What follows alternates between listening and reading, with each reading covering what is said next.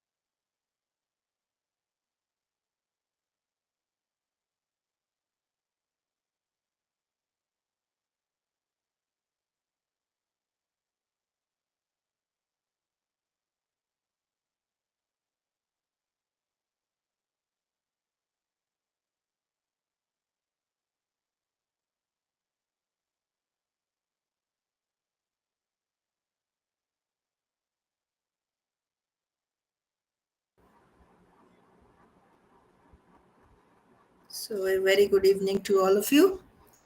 आज हमारा last session है. Good evening, ma'am. Good evening, Good madam. evening. Good evening. Good evening. तो हम चालू करें. तो just देख के बताइए कि पीपीटी दिखता है कि नहीं.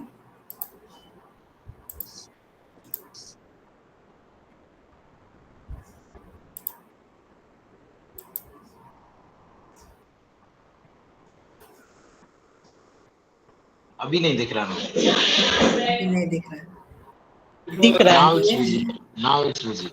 दिख रहा है. जी. हाँ, आ गया. जी. Okay. Okay. आ गया ना. जी मैडम. ठीक है तो. Okay.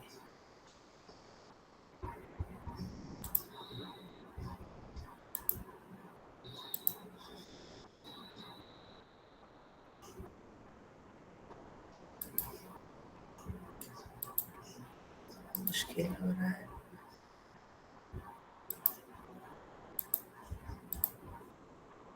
अच्छा.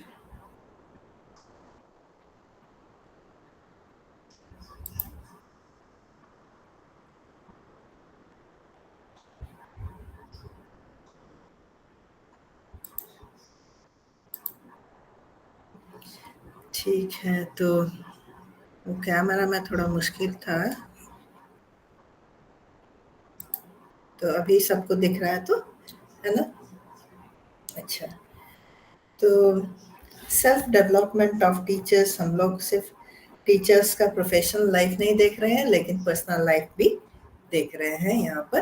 तो यहाँ पर पहले हम लोग अंडरस्टैंडिंग द सेल्फ करके आप कैसे खुद को अंडरस्टैंड करेंगे, क्या क्या मुश्किलें आ सकता है, जहाँ पर आपको दिक्कत हो तो आप कैसे उसको पता लगाएंगे. जैसे कि ज़्यादातर इंटरपर्सनल प्रोसेसेस में मैं एक समरी जैसे बोल रही हूँ. वहाँ पर ट्रांजैक्शनल एनालिसिस भी हुआ जहाँ पर ईगो स्टेट्स देखा गया. ईगो स्टेट्स में हमारे कितने ईगो स्टेट्स है, कोई बता सकता है? 3 मैडम. हाँ बताइए. Child ego, parent ego yes. और adult ego. Very good, very good. अच्छा. और चाइल्ड ईगो में कौन कौन सा है? Free Adopted child, child adopted और free child. फ्री और अडॉप्टेड. और पेरेंट में?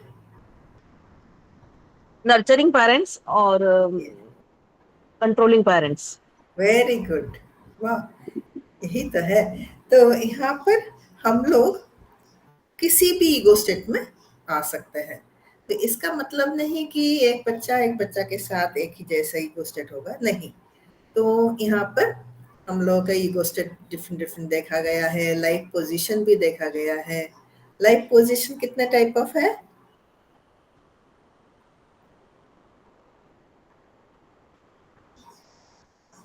लाइफ पोजीशन कोई बता सकता है?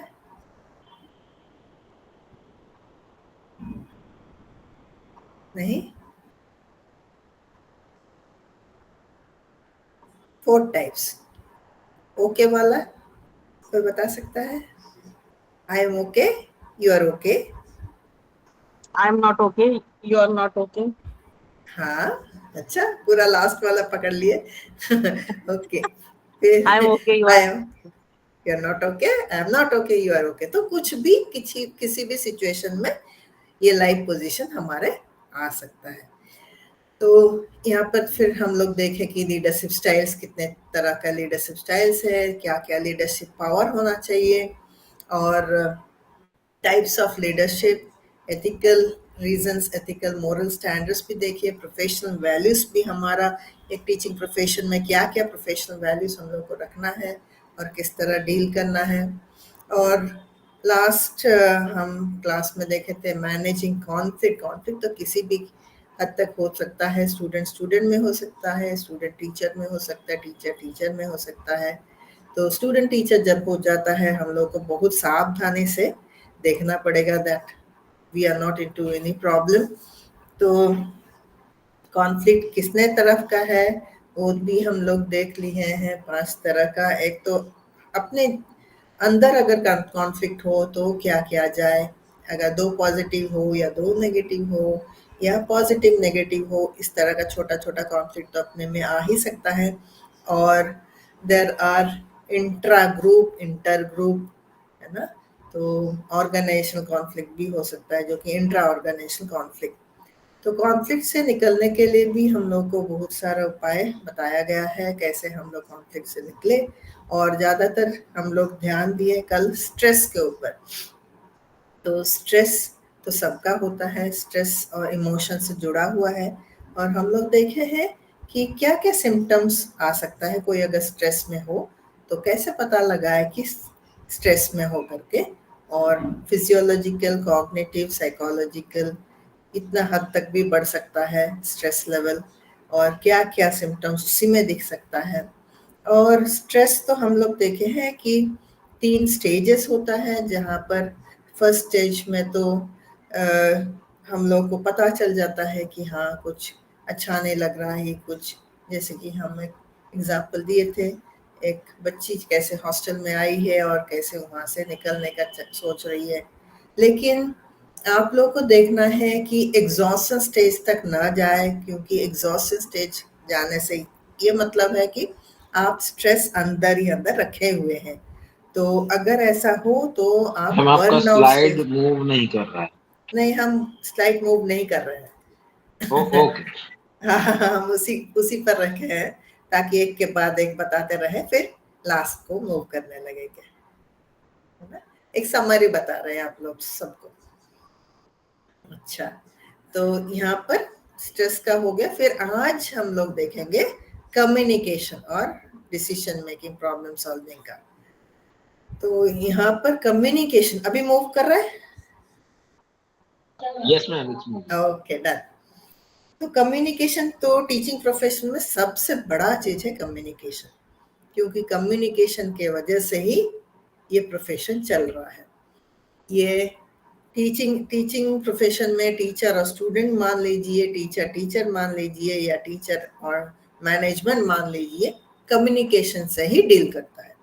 लेकिन कम्युनिकेशन में हर तरह का फैक्टर्स हो सकता है। किस तरह का कम्युनिकेशन आप कर रहे हैं, आप हाई टोन में बात कर रहे हैं, हाई पिच में बात कर रहे हैं, इमोशनली बात कर रहे हैं, या आई कांटेक्ट से बात कर रहे हैं। आई कांटेक्ट तो बोला जाए, अगर बहुत शैतान बच्चे हैं आंख दिखाने से घबरा जाते हैं, चुप हो जाते हैं, तो ये होता है एक आई कांटेक्ट का कम्युनिकेशन। बॉडीली टेंशन हो जाता है, जेस्चर बदल जाता है, हर तरह का कम्युनिकेशन यहाँ पर देखेंगे। तो यहाँ पर कम्युनिकेशन अगर देखा जाए स्कूल में, ये पॉजिटिव होता है या नेगेटिव होता है, या किस तरह का कम्युनिकेशन होता है, ये हम लोग यहाँ पर देखते हैं। तो जाने से पहले हम एक एग्जाम्पल आप लोगों को से शुरुआत करते हैं। जैसे कि एक क्लास 9 स्टूडेंट निकोलस। तो आप लोग को तो पता ही है कि स्टूडेंट लोग जब एग्जाम लिखते हैं तो मार्क के पीछे दौड़ते हैं, क्यों मेरा इतना कम है, कि ज्यादा तो कोई नहीं बोलेगा, तो कम क्यों है, क्या क्यों नहीं ज्यादा बढ़ा सकता है। तो वैसे ही एक स्टूडेंट निकोलस परमिशन लेके स्टाफ रूम में घुसा। तो वहां पर ज्योग्राफी टीचर थे सीता चौधरी। तो the student wants to increase his marks. Geography में जो टेस्ट हुआ है वहां पर उसको ज्यादा मार्क चाहिए। तो सीता मैम जो है वहां पर, सीता चौधरी, विजिबली इरिटेटेड, देख के पता चल गया कि किस लिए लड़का घुसा है वहां पर। तो एट द रिक्वेस्ट, जब वो बोलने लगा कि मार्क चाहिए, so she had declared in class that she will not entertain this kind of request. पहले से बता चुके हैं, ज्यादातर हम लोग बताते हैं कि देखो जो समझाना है यहाँ पर क्लास में ही पूछ लो, और बाद में हमें मार्क्स बढ़ाने मत बोलो। तो ये तो बोला गया था। She stops Nicholas mid sentence. Nicholas बोल ही रहा है तो तभी उसको बोला गया है तुम चुप रहो। I can see you are not interested in your studies, but clearly interested in increase your marks. ऐसे सबके सामने बोला गया उस बच्चा को। तो निकोलस का बच्चा, वो तो बच्चा ही है 9th स्टैंडर्ड होने से भी, उसको डर लग गया। तो क्या करें, Sita Chaudhary averts her gaze, refuses to engage further and turns around abruptly and leaves, saying, "My marks need to be earned." हम ऐसे मार्क्स नहीं देते हैं जो कि लेजी है, फोकस नहीं करते हैं, इनको हम मार्क्स नहीं देते। तो सीधा मुंह में बोला गया कि तुम्हारा मार्क्स बढ़ाया नहीं जाएगा। तो ये आप देख लीजिए किस तरह का कम्युनिकेशन है। फिर हम आएंगे आगे। तो यहाँ पर ऑब्जेक्टिव्स हम लोग को क्या देखना है, क्या प्रोसेस कम्युनिकेशन हम यूज कर सकते हैं क्लासरूम डायनामिक्स में, और वर्बल में किस तरह का हम लोग को सुधार लाना है वर्बल कम्युनिकेशन में, नॉन वर्बल कम्युनिकेशन में, और कैसे पॉजिटिव कम्युनिकेशन हम लोग बिल्डअप कर सकते हैं। तो प्रोसेस कम्युनिकेशन में अगर बोला जाए that communication is not what we do to others, it is what we do with them. हम दूसरों के साथ क्या करते हैं वो देखना है, दूसरों को क्या करते हैं वो नहीं। So it is so much sensitive issue है आजकल के युग में। बच्चों को अगर कुछ बोला जाए तो बच्चे गुस्सा हो जाते हैं, रो पड़ते हैं या उल्टा जवाब दे देते हैं। रोने का तो हद ही है, उल्टा जवाब दे के टीचर्स को ही वहां पर मुश्किल में पैदा कर देते हैं। तो व्हाट हैपेंस, साइकोलॉजिकल बैरियर बहुत होता है। तो कम्युनिकेशन में लैक ऑफ क्लैरिटी होता है, कंफ्यूजन होता है, लैक ऑफ लिसनिंग, हम सुनना ही नहीं चाहते, ऐसा हो सकता है। या प्री जजमेंट, ये लड़का तो जैसा ही है, पढ़ने में कुछ नहीं है, उसको मार्क्स आ जाता है, बोलने से पहले ही हम लोग जज कर लेते हैं, है ना। तो डिसऑनेस्टी, इमोशनल इनसिक्योरिटी, ये सब प्रोसेस ऑफ कम्युनिकेशन में बैरियर हो सकता है। इस तरह का कम्युनिकेशन मुश्किलें आने से सेल्फ रिफ्लेक्शन हो जाता है, and for which we need to be able to overcome this barriers. ये अगर बैरियर्स हमें दिखता है तो यहाँ पर हमारा पर्सनालिटी दिख जाता है, हमारा सेल्फ रिफ्लेक्शन दिख जाता है। We should not do all this things. तो कम्युनिकेशन ज्यादातर हम लोग वर्बल नॉन वर्बल भी ही देखते हैं। तो जैसे कि वर्बल कम्युनिकेशन में वेरी पावरफुल, एक बार बोल दिया मतलब उसको फिर से ले नहीं सकते, बोल दिया मतलब बोल दिया बस। तो यहाँ पर misplaced word by a teacher और a sensitive and a tender word by a teacher in difficult situation has the power of becoming the basis of long lasting relationship। जैसे कि हम बोलते हैं, यहाँ पर बहुत यूनिवर्सिटी स्टूडेंट्स तो पढ़ ही रहे हैं, तो उन लोग बोलते हैं कि मैं जब क्लास 8 में था या 6 में था तभी मेरे साथ टीचर ऐसे बिहेव किए थे, ऐसे बोले थे। एक बार बोलने के बाद वो वापस नहीं लिया जा सकता। तो बच्चों में ऑलरेडी एक रिलेशनशिप हो जाता है जो कि ये टीचर ऐसे हैं। जब तक उसको एक्सप्लेन नहीं किया जाता है, जब तक उसको समझाया नहीं जाता है, उस पर लग गया ये धब्बा कि हाँ ऐसा ही रिलेशन है मेरा। तो वर्ड्स तो बहुत केयरफुली हम लोग को यूज करना है हमारे प्रोफेशन में, और नॉन वर्बल कम्युनिकेशन भी इक्वली इम्पोर्टेंट है, क्योंकि we are not always conscious, बिना कॉन्शियसली हम कुछ ना कुछ बोल देते हैं, मतलब कुछ नॉन वर्बली एक्ट कर लेते हैं, है ना। तो we need to be more conscious. यहाँ पर हम लोग अगर आंख बढ़ा करके देखते हैं या डांटते वक्त बहुत इधर उधर ये कर लेते हैं, नॉन वर्बली यूज कर लेते हैं, तो बहुत मुश्किल है। यहाँ पर इफेक्टिव वर्बल कम्युनिकेशन कैसा हो सकता है, तो वर्बल कम्युनिकेशन तो बहुत इम्पोर्टेंट है। यहाँ पर सेल्फ एक्सप्रेशन और इंटरेक्शन बताता है टीचर का टुवर्ड्स द स्टूडेंट।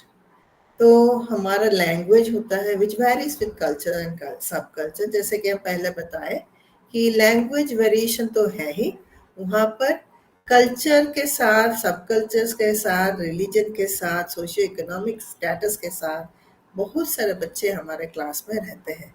तो यहाँ पर हम लोग वर्बली कैसे यूज करें, जैसे कि हम एक छोटा सा एक्टिविटी दिए हैं यहाँ पर A useful practice of gaining control over your words is the practice of stepping back.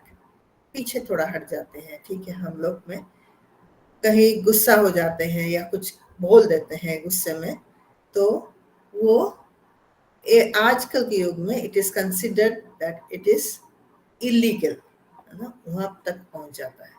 तो हम लोगों को प्रैक्टिस करना है वर्बल कम्युनिकेशन। तो हम बताते हैं किस तरह हो सकता है। तो ways of improving verbal communication, किस तरह इम्प्रूव हम लोग कर सकते हैं, जैसे कि चूज वर्ड्स केयरफुली। वर्ड्स हम लोग को केयरफुली, अगर गुस्सा भी हो जाते हैं तभी अचानक ना बात करके हमें सोच के बात करना है क्या बोल रहे हैं क्या नहीं। जैसे कि ए स्टूडेंट अप्रोच किया टीचर को to tell her that she could not complete her homework. Student बता ही रहा है कि हम नहीं कर पाए, तो टीचर कैसे जवाब दे रहे हैं, डोंट वरी। हाँ बताइए। हाँ अभी स्लाइड हो नहीं गया। दिख रहा है, स्लाइड में यही तो आपका है, बार बार चला जा चूज रहा है, वर्ड्स नहीं हो रहा है। केयरफुली। दिखाई दिया हाँ अभी शो होने लगा, है ना। Ways to thank you. Improve. Yes madam. हाँ हाँ, अब आगे। अच्छा ऐसा है क्या, अभी दिख रहा है ना। अच्छा अच्छा, अभी अभी दिख रहा यस है मैम, तो दिखने, हाँ दिख रहा है। ओके ओके, बताया कीजिए अगर ठीक जी से मैम नहीं दिख रहा दिखा। है। अच्छा जी। Thank you. ठीक है, तो पहला वर्बल कम्युनिकेशन हम इम्प्रूव कैसे कर सकते हैं, वर्ड्स को केयरफुली चुनना। जैसे कि एक स्टूडेंट आके बता रही है कि I have not completed the homework, सच बात बता रही है, I could not do it. तो टीचर कैसे जवाब दे रही है, don't worry, hope all is well with you, try to complete it by tomorrow. तो ये कैसा एक कम्युनिकेशन है जहां पर बच्ची सोचेगी ठीक है टीचर हमें समझ रही है, कल तक हम बना के दिखाना है टीचर को। तो और एक देखिए communication, when a student does not grasp a concept, बार बार बोलने के बाद भी स्टूडेंट को समझ में नहीं आ रहा है, तो टीचर क्या बोलते हैं वहां पर, before she can control them, दिमाग नहीं है क्या तेरा, don't you have a brain, ऐसे बोलते हैं टीचर। तो दो टीचर में कितना अंतर है कि नहीं। तो ऐसे टीचर, यहाँ पर बच्चे कौन से टीचर के पास ज्यादा जाएंगे, तो पहले वाला जब समझते हैं, इमोशनली अफेक्शन दे रहे हैं, उनको ज्यादा समझते होंगे, जबकि टीचर डांट फटकार करके अगर बात करें तो यहाँ पर हम लोग को बहुत केयरफुली वर्ड्स केयरफुली यूज करना है। अभी हम स्लाइड घुमा रहे हैं, होपफुली सबको दिख रहा है ना, बीच बीच में हम पूछताछ करते रहेंगे। अभी टेकिंग रेस्पॉन्सिबिलिटी आ गया है, हाँ क्योंकि मुझे दिख रहा है। अच्छा, तो यहाँ पर भी आप लोग देखिए, taking responsibility, we can take responsibility for our own messages by altering the language in following ways. जैसे कि किस तरह का हो सकता है, इट वर्सेस आई, है ना। इट वर्सेस आई मतलब, जैसे कि एक सेंटेंस देखिए, it is a very difficult to interact with mister Raj. अगर हम लोग इट बिठाए वहां पर तो इस तरह का सेंटेंस होता है। अगर हम बोले I find it difficult to interact with mister Raj, तो ये हमारे ऊपर जिम्मेदारी ज्यादा बढ़ जाता है। तो हम दूसरों पर जिम्मेदारी ना थोपकर अगर हम खुद पर जिम्मेदारी लेते हैं तो उसमें मोटिवेशन, इमोशनल कॉम्पैक्ट स्टूडेंट्स के साथ बहुत ज्यादा बढ़ सकता है। नेक्स्ट होता है you versus I, you are a very messy student. वहां पर ये ना बोल के अगर ऐसा बोला जाए, I sometimes do not like it when you are messy, मुझे पसंद नहीं है ऐसा करने से। दूसरों को अगर बोला जाए आप ऐसे क्यों हो, इतना मेसी मतलब इतने गंदे दिख रहे हो, तो अगर हम बोले हमें ये अच्छा नहीं लगता आप गंदे ऐसे करे, तो हम लोगों का बातचीत में बहुत अंतर आ जाता है।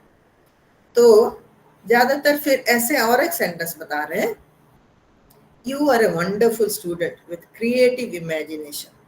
but you need to be punctual. तो किसी को हम अच्छे बोलते हैं और जो उनमें गुण नहीं है उसको उसके बाद बोलते हैं, है ना, जो कि पंक्चुअलिटी नहीं है, ठीक समय पे नहीं आ रहा है, उनको हम सब बढ़ा चढ़ा के बोले कि तुम तो बहुत अच्छे स्टूडेंट हो, लेकिन पंक्चुअलिटी नहीं है, होने से और भी अच्छा होता है। तो ये सब बात करने का स्टाइल अगर हो तो ये प्रोफेशन में it will be more effective. जैसे कि क्वेश्चंस वर्सेस स्टेटमेंट्स। क्वेश्चन जैसे है, should we take out our class to the grounds today? Compare this, let's take the class to the ground as it is sunny. तो यहाँ पर question होने से हम दूसरों को तो देते हैं कि हम लोग बाहर जाएं क्या, लेकिन अगर स्टेटमेंट बताते हैं तो हम बोलते हैं, क्योंकि हम तो लीडर हैं, हम ही तो डिसीजन ले सकते हैं, let's take the class to the ground. तो ये होता है रिस्पॉन्सिबिलिटी। पहले हो गया हम लोग वर्ड्स चुन चुन के कैसे बताएं, नेक्स्ट हो गया हम लोग रिस्पॉन्सिबिलिटी लें वर्बल कम्युनिकेशन में। Take responsibility for your own statements, जैसे कि आई करके रिस्पॉन्सिबल लेना है। फिर rather यूज ऑफ वी और वन। फॉर इंस्टेंस, जैसे कि एक टीचर पूछे, are you comfortable with time limit for the test? A student who is popular within class responds, yes, we all are comfortable with it. तो ऐसे अगर पूछा जाए, ये रिस्पॉन्सिबिलिटी के साथ एक टीचर को निभाना है वर्बल कम्युनिकेशन इम्प्रूवमेंट के लिए। नेक्स्ट होता है अवॉइड लेबलिंग। है ज्यादातर क्लास में दिखाई देता है कि तुम बहुत पढ़ाकू हो, तुम बहुत होशियार हो, है ना, तो बुद्धिमान हो, उसके साथ साथ कमजोर भी हो, कुछ ना कुछ हम लोग बोल ही देते हैं। तो ज्यादातर हम लोग ऐसे लेबल करना भी ठीक नहीं है क्लास में, क्योंकि आजकल लीगल इशू में ऐसा भी दिखने लगा है कि अगर कोई किसी को मोटे बोलते हैं तो लोग कंप्लेंट कर देते हैं लीगल कमिटी में कि बॉडी शेमिंग करके बोलते हैं, या मुझे पढ़ाकू बोल रहे हैं कि मुझे क्रिटिसाइज कर रहे हैं। तो ऐसे बच्चों में बहुत हो गया है और लीगली भी एक्शन लेने लगे हैं। तो हम लोग को बहुत होशियार से काम करना है।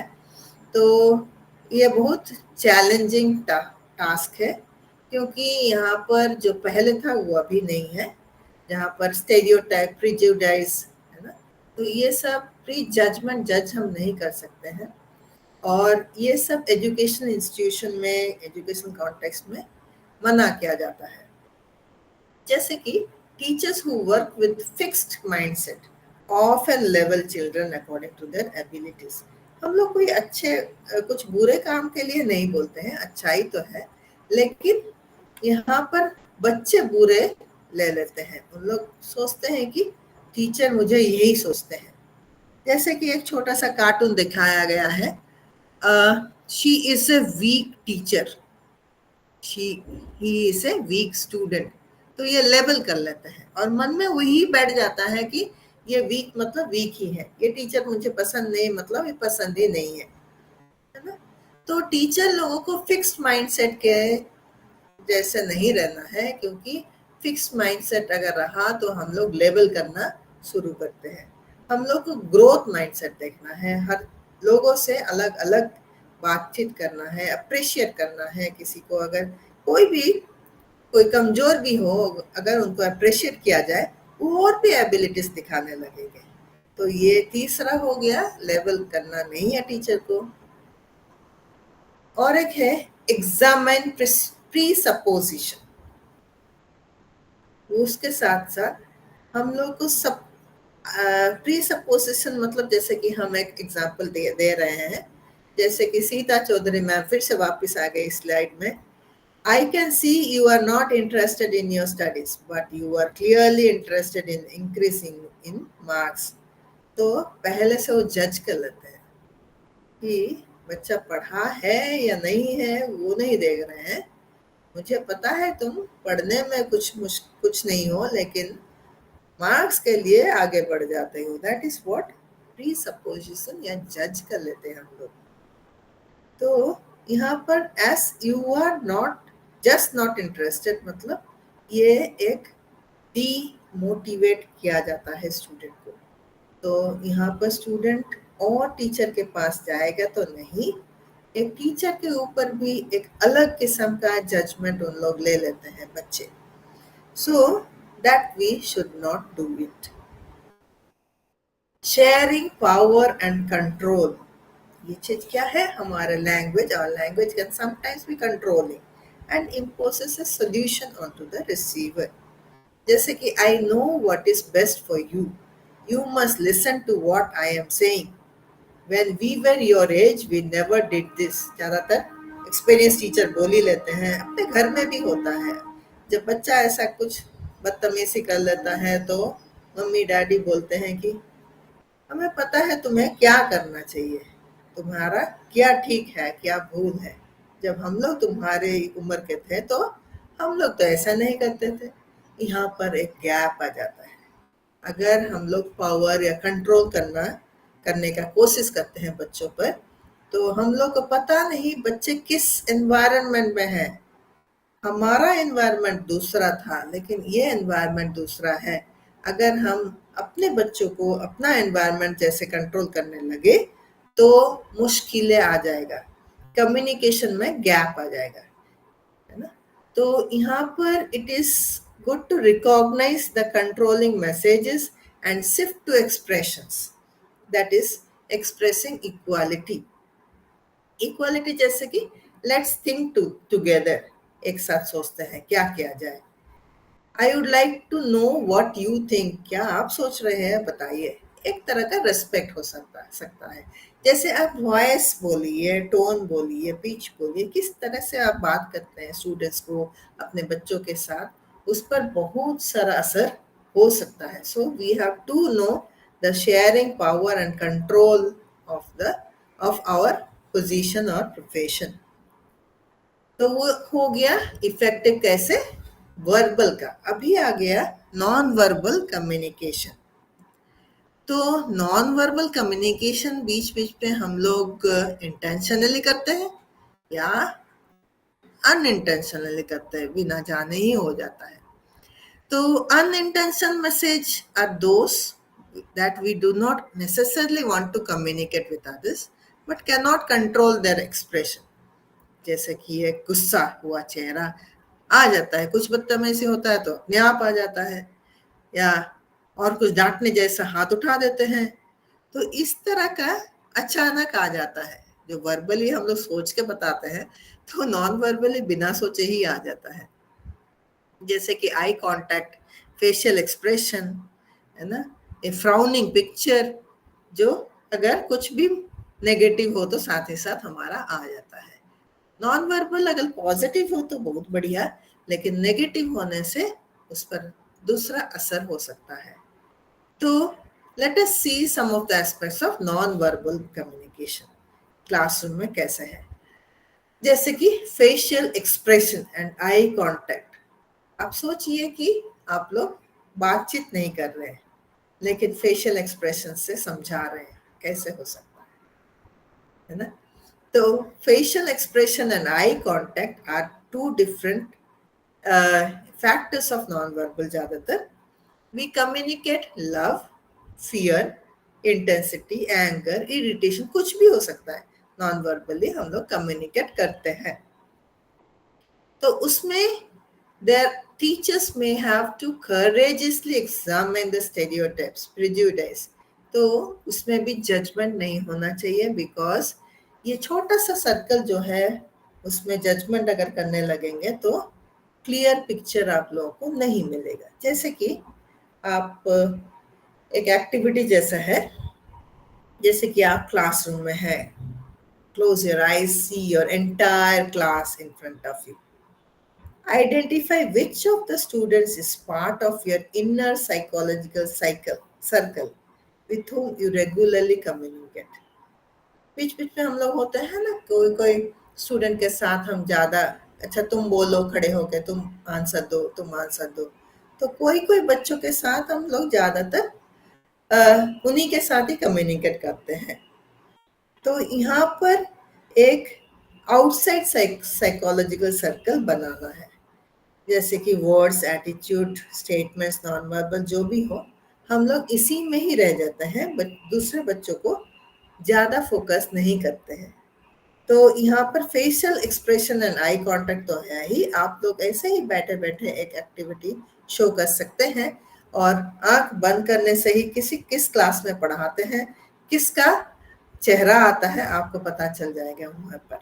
So that is what non verbal communication का एक एक्टिविटी। जैसे voice tone and silence, a meaning of a simple sentence can change by shifting emphasis from one word to another.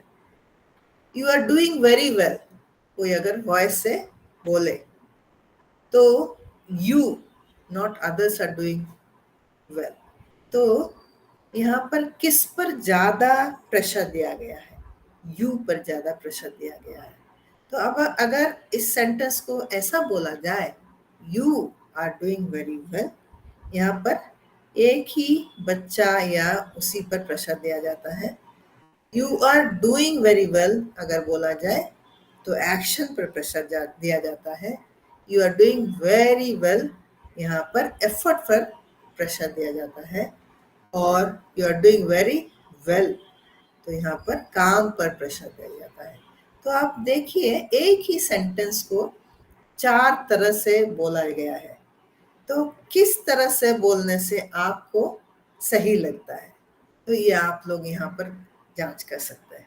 तो if the tone is overly sarcastic, बहुत rude हो, तो यहाँ पर एक बैरियर फिर से पैदा होता है, कम्युनिकेशन गैप हो जाता है और साइलेंस पे चला जाता है, बच्चे ज़्यादा कुछ बात नहीं करेंगे। तो वॉइस टोन साइलेंस यहाँ पर सब सेंटेंस पर निर्भर होता है, आप कैसे वॉइस, किस तरह का वॉइस लेना चाहते हैं, वो क्लास सिचुएशन के हिसाब से तो वैसे ही लेना है। तो बॉडी पोस्चर एंड टेंशन, यहाँ पर बॉडी पोस्चर जैसे कि आप देख भी सकते हैं कि बहुत सारे बच्चे क्लास में बैठे हैं, तो किस तरह बैठे हैं, सीधा बैठे हैं या झुक के बैठे हैं या कंधा झुका के बैठे हैं या घूम के बैठे हैं। तो यहाँ पर हर तरह का पोस्चर, बॉडी पोस्चर देखने से आपको पता चल जाएगा उनका इंटरेस्ट कैसा है। तो excessive comments on the way, ज़्यादातर हम लोग को स्कूल कॉलेज में देखा गया है कि स्टूडेंट्स का ड्रेस के ऊपर ज़्यादा या खाने के ऊपर या कोई उनके कलर के ऊपर कोई बोला गया, ये सब एक वायलेंस माना जाता है, क्योंकि यहाँ पर एक कंप्लेंट्स कमेटी होता है, स्कूल बोलिए या कॉलेज बोलिए, अगर ऐसा हो तो साथ ही साथ एक्शन लिया जाता है टीचर के ऊपर। तो ये हम लोग को नजरअंदाजा नहीं करना चाहिए, क्योंकि यहाँ पर भी बहुत सारे सिचुएशन हुआ है यूनिवर्सिटी में भी। अगर कोई गाइड यूनिवर्सिटी में कोई पीएचडी कर रहा है, ऐसे ही मजाक में बोल देते हैं, तुम बहुत आलस हो, तुम में ताकत नहीं है काम करना, क्योंकि तुम तो मोटे हो। बस एक बार बोले, बार बार बोलने लगे, वो कंप्लेन कर दी। क्योंकि यहाँ पर ये और भी हम बताना चाहते हैं, अगर जेंडर डिफरेंस है, कोई मेल टीचर फीमेल को बता देते हैं तो ये और भी ज़्यादा माना जाता है, वहाँ पर टीचर पर एक्शन होने का बहुत चांस है। तो यहाँ पर लीगल इश्यूज बहुत होने लगा, तो बॉडी पोस्चर अटेंशन में हम लोग को बहुत केयरफुली बात करना है। गया वो जमाना जहाँ पर हम मजाक मजाक में बहुत बोल देते हैं। इवन हम लोग अगर बोलते हैं अरे पागल है क्या, ऐसा क्यों बात कर रही है, दोस्तों में भी अगर बोला जाए तो उन लोग सच में उनको बहुत स्ट्रेस अगर हो तो ये सच में वो ले लेते हैं, हाँ ये मुझे पागल बोले हैं। तो मजाक करने का भी आज कल हक नहीं है। तो ये तो गया बॉडी पोस्चर टेंशन में। फिर हम लोग आ गए space and distance and touch. तो यहाँ पर जेंटल वार्म टच अगर बोला जाए तो इट इज ओके, पीठ थपथपाया जाए। फिर से हम बोलेंगे, जब बच्चे बड़े होते हैं, we have to be very very careful when we go with the opposite gender. So in many school cultures physical distance रखने को बोला जाता है टीचर और स्टूडेंट्स के बीच में। और वो साइकोलॉजिकल क्लाइमेट, क्योंकि साइकोलॉजिकली उन लोग इफेक्ट हो जाते हैं, इमोशनली इफेक्ट हो जाते हैं। पहले थपथपाया तो छोड़िए, दुआ तो मारते भी थे, लेकिन आजकल अगर कोई मारने भी लगे बस, तो कोई अगर स्टूडेंट रो भी रहा है तो उनको जाके छू के कुछ बोलना भी मना है। तो यहाँ पर हर किस्म का डिस्टेंस हम लोग को मेंटेन करना है, टच में भी फीलिंग देखना है, स्पेस भी मेंटेन करना है। तो वो तो हो गया वर्बल और नॉन वर्बल का कैसे क्या हम लोग को इम्प्रूव करना है कहीं अगर मुश्किलें हो गया तो यहाँ पर communication dynamics in the classroom, hopefully ये आप लोगों को स्लाइड्स दिख रहा होगा, है कि नहीं? हाँ, दिख रहा है, थैंक यू। तो यहाँ पर कम्युनिकेशन डायनामिक्स, क्योंकि कम्युनिकेशन ही टीचिंग प्रोफेशन में बहुत इम्पॉर्टेंट है, इसलिए हाँ यहाँ पर दिया गया है।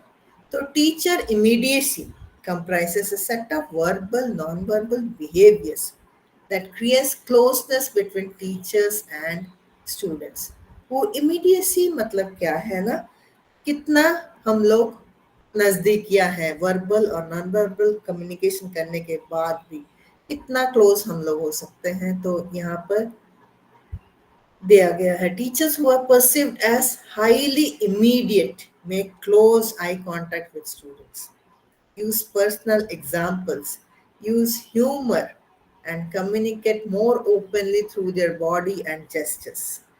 जो बहुत क्लोज होते हैं तो इस तरह टीचर्स एग्जाम्पल देते हैं, खुद का एग्जाम्पल देते हैं, मजाक करते हैं, तो कुछ हद तक ठीक है, कुछ हद तक नहीं। जो नॉन इमीडिएसी है, जो डिस्टेंस मेंटेन करते हैं, are likely to teach from notes, ज्यादातर पास में जाके देखते भी नहीं है, उन लोग नोट्स के हिसाब से करते हैं, पोडियम में खड़े होते हैं, घूम के नहीं देखते हैं, इमोशनल भी डिस्टेंस रखते हैं और एक ही जैसे बात करते हैं, कुछ ह्यूमरस नहीं है, कुछ नहीं है टीचिंग में। सो teacher immediacy is linked with greater cognitive and emotional learning. ऐसा नहीं बोला जा सकता कि बहुत नजदीकिया हो या बहुत दूर हो, there should be a balance between the teacher and the student, whatever the communication stands for। जैसे यहाँ पर आप लोग देख सकते हैं, कम्युनिकेशन एप्रीहेंशन मुश्किलें होता है स्टूडेंट्स का।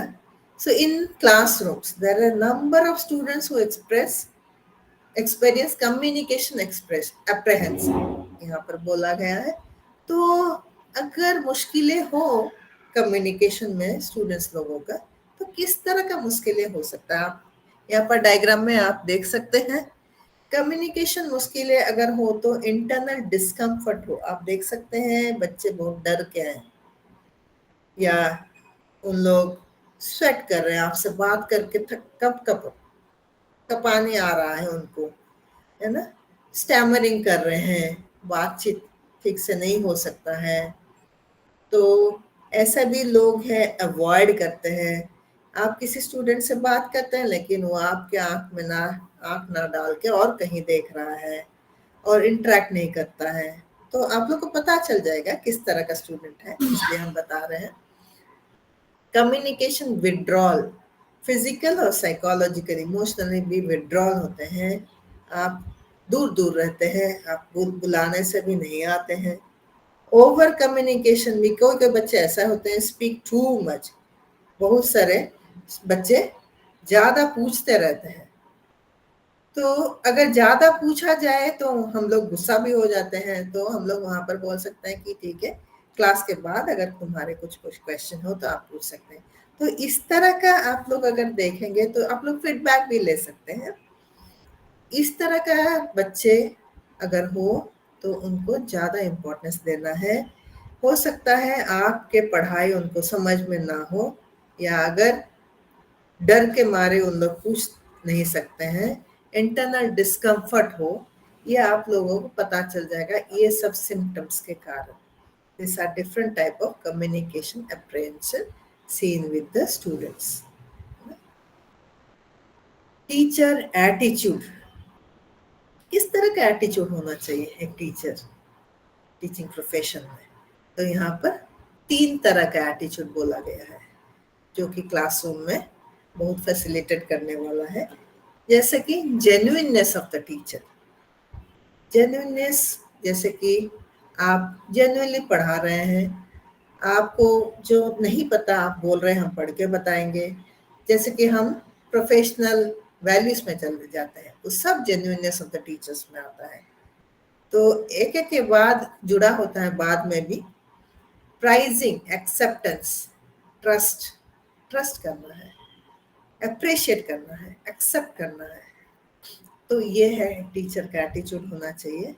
Empathy in relationship with students, हम लोग सिंपैथी नहीं दिखा सकते। एम्पैथी, अगर बच्चा इस तरह है तो हम लोग एम्पैथी के हिसाब से कैसे समझे कि हम अगर उसके जगह में रहते तो किस तरह होते हम। तो दैट इज व्हाट हम लोग को अच्छे तरह से पता चल जाता है और हम लोग और भी हेल्प करने का कोशिश करते हैं। तो टीचर एटीट्यूड 3 तरफा होना चाहिए, प्रोफेशनल वैल्यूज के साथ जेन्युइन होना चाहिए, हम लोग को एक्सेप्टेंस से अप्रिशिएट करना है, ट्रस्ट करना है, और एक एम्पैथी रिलेशनशिप बढ़ाना है, सिंपैथी नहीं। और ज्यादातर हम लोग डीप लिसनिंग करते हैं। टीचर्स, अगर कोई स्टूडेंट आए बताने के लिए, हो सकता है स्टूडेंट्स घर के साथ या पेरेंट्स के साथ इतना लगाव नहीं है जो कि टीचर के साथ है, तो वहाँ पर टीचर के साथ अगर बात करना चाहते हैं तो अगर आप उनको सुनने का टाइम दे तो और भी अच्छा होगा। There should be some time for listening. Through practice of deep listening, we empty ourselves out and create a space for hearing the voice and suffering of others. आजकल टीचिंग के साथ साथ बच्चे इतने लगाव हो जाते हैं क्योंकि बहुत बच्चों का ये देखा गया कि डोमेस्टिक वायलेंस घर में होता है, बहुत किस्म का प्रॉब्लम होता है, लेकिन अगर उनको कोई टीचर अच्छा लगे तो उन लोग आके बात करने का कोशिश करते हैं। So deep listening will be also helping the students to like your subjects, to like you and come up well in their life. अच्छा, तो गिविंग एंड रिसीविंग फीडबैक, ये एटीट्यूड अनकंडीशनल एक्सेप्टेंस होना चाहिए। मुझे कुछ मिले उसके बाद हम उनको दे, ऐसा नहीं होना चाहिए। अनकंडीशनल, कुछ कंडीशन के बिना ही टीचर अपना टीचिंग देते हैं, क्योंकि गुरु शिष्य में एक ऐसा रिलेशनशिप होना चाहिए कि हम उनको दे और वो रिसीव करें। तो इसमें इन दोनों में कुछ कंडीशन नहीं होना चाहिए। हाँ, उन लोग पढ़े, उनका अच्छा रिजल्ट हो तो है ही। As we give feedback to students, they read our intention much more than words. बच्चे आजकल ज़्यादा इमोशनली कैच करते हैं, हमारे जो बोलते हैं उससे ज़्यादा उन लोग एम्पैथेटिक, कंस्ट्रक्टिव, ऑथेंटिक हम लोग को होना है जब गिविंग एंड रिसीविंग फीडबैक का। वर्बली बोलिए या नॉन वर्बल भी बोलिए। Then we come to relational life position. देखिए लाइफ पोजीशन फिर से आ गया, ये रिपीट होता रहेगा इसका टॉपिक के हिसाब से। तो relational life position and their influence on communication, जैसे कि हम लोग पहले देखे थे, I am not okay, you are okay, I am okay, you are not okay. अच्छा, इसमें कैसे होगा? A growing individual assumes this life position if the parent and other authority figures consistently give the message that you are not okay and need to be better, है ना? तो तब students लोगों का आ जाता है इस तरह का life position, I am not okay, you are okay. जब हर वक्त पेरेंट्स बोलते रहते हैं कि तुम ओके नहीं हो, बच्चा 90 के ऊपर मार्क लाते हैं फिर भी पेरेंट्स ठीक नहीं, सेटिस्फाई नहीं है, यू कैन डू बेटर, तो वहाँ पर बच्चों का कॉन्फिडेंस लेवल गिर जाता है। So when faced with authority figures they lack confidence. तो वहाँ पर इसका मतलब ऐसा है कैसे रिलेशन हो जाता है। तो एक तो बच्चे ऐसे आते हैं because of lack of confidence, और लैक ऑफ कॉन्फिडेंस तभी होता है जब अपने पेरेंट्स उनको समझते नहीं ठीक से। दूसरा आ गया I am not okay and you are also not okay. जैसा एक हमारा टीचर बोले I am not okay you are also not okay, तो ये सब कब होता है? when the need for positive approval is constantly rejected by adults। जब कोई बच्चा इतना करके भी रिजेक्ट होते हैं अडल्ट के साथ, अडल्ट मतलब पेरेंट्स ही बोले, कोशिश करता है बच्चा, कोशिश करके उतना तक नहीं ला सकता लेकिन कोशिश तो करता है, तो जब वो रिजेक्ट हो जाते हैं एडल्ट या पेरेंट्स से, तभी उन लोग होप दे देते हैं, होपलेस हो जाते हैं। हम तो कोशिश कर रहे हैं, हमें कोई समझाए, हमें कोई हेल्प करे तभी ना, लेकिन हमें अगर हर वक्त रिजेक्ट मिले तो उन लोग होप छोड़ देते हैं। That is what the relation position is. I am okay you are not okay कब आता है ये चीज? व्हेन बच्चे जब बड़े होते हैं, who have been abused in childhood, at home or in school। तो जब हर वक्त उन लोगों को मारा जाए, डांट दिया जाए, तो उन लोग बच्चे के कारण कुछ नहीं बोल सकते, लेकिन जब बड़े हो जाते हैं तभी उन लोग का जो जो उन लोग फेस किए हैं बड़े होकर वही दिखाते हैं, अपना पर्सनालिटी बन जाता है। तो उन लोग अपने पेरेंट्स का पर्सनालिटी खुद का पर्सनालिटी बना लेते हैं। जब कोई पापा आके बोलते हैं आई एम ओके, तुम लोगों से कुछ नहीं होगा, हमें हमें ही करना पड़ेगा, या जैसे भी हो एक स्टिक लेके मारना शुरू करना, बच्चा का क्या मुश्किलें है वो नहीं देखना, है ना, तो बच्चा बड़ा होकर ऐसा हो जाते हैं। I am okay you are okay कब होता है? जब ये लाइफ पोजीशन कॉन्स्टेंटली कंस्ट्रक्टेड होता है, सेल्फ वर्क करता है, science sense of wellbeing and faith and hope हो जाता है, उसका एनवायरनमेंट जितने सारे हो सब तरक्की कर रहे हैं, वो भी तरक्की कर रहा है और उसको अप्रिशिएट भी किया जाता है, तभी उन लोग खुश रहते हैं। तो यहाँ पर रिलेशनल इश्यूज आप लोगों को पता चल गया किस तरह का कम्युनिकेट करने से किस तरह का बच्चा डेवलप कर सकता है। Gender, culture, diversity and communication. Communication with in the classroom, gender sensitivity नहीं होना चाहिए किसी टीचर को, ना ही कल्चरली अप्रोप्रिएट होना चाहिए। ये इसका मतलब है कि हम बिहार से है, मतलब बिहारी जितने बच्चे हैं हम हमारे एक ग्रुप बनाते हैं, ये नहीं हो सकता, कल्चर तो नहीं हो सकता। या अगर कोई सर आए हैं तो ज्यादातर लड़कों के तरह देख के बात पढ़ाना, वो भी नहीं है, क्योंकि इस तरह का अगर कम्युनिकेशन रहा तो मुश्किलें पैदा हो सकता है। जैसे कि relationship between a boy and a girl sometimes seen with suspicion. Teacher बोलते हैं अरे तुम्हारा कैरेक्टर ही ठीक नहीं है, तुम लोग ऐसे बैठे हो, ऐसे बातचीत कर रहे हो, तो ये भी बोलना भी बहुत मुश्किल है। तो टीचर को सस्पेक्ट करना भी ठीक नहीं है और टीचर को बोलना भी ठीक नहीं है, क्योंकि ये सब आजकल के युग में जितने नॉर्म्स लगाया हुआ है उसी के हिसाब से ये सेशन चल रहा है। और the words from students own language need to be welcome. अगर स्टूडेंट्स बोलते हैं तो हम लोग को सुनना है, उसके ऊपर हम लोग को कार्रवाई करना है। तो this is how we need to appreciate our own self.